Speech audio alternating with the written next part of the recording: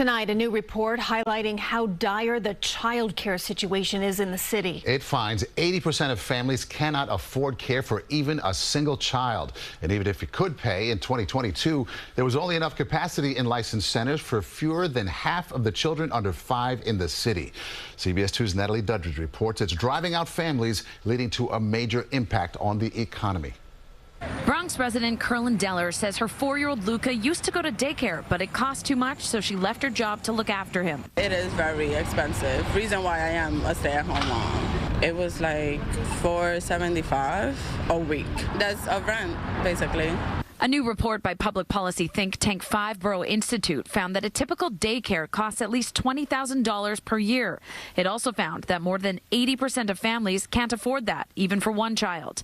Tiffany Castillo has 4, so she stays home. My husband he's working 2 jobs. In 2022, New York City is estimated to have lost $23 billion in economic activity because of parents who left the workforce or had to downshift their careers to take care of children. The study also found Black and Latinx families are the most impacted. They're like finding different jobs or working 2 jobs. It's very common at this point. And that's pretty much what happens, or they move to like somewhere that's cheaper. This child care worker says she sees parents struggling, but says daycare providers can barely make ends meet themselves. Families can't afford to pay higher fees, and these child care providers can barely afford to keep their lights on in many cases. The report offers recommendations and calls on the city to implement policy changes to benefit both families and daycare providers. We actually have a large number of families who are eligible for child care subsidies, but they are not accessing them. Mayor Adams says his administration is working on it.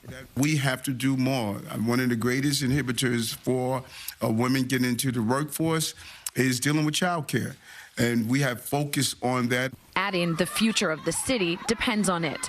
In the Bronx, Natalie Duddridge, CBS 2 News. The study also found only 5% of licensed daycare providers actually operate between 6 p.m. and 6 in the morning. That is despite 780,000 New York City parents working those hours.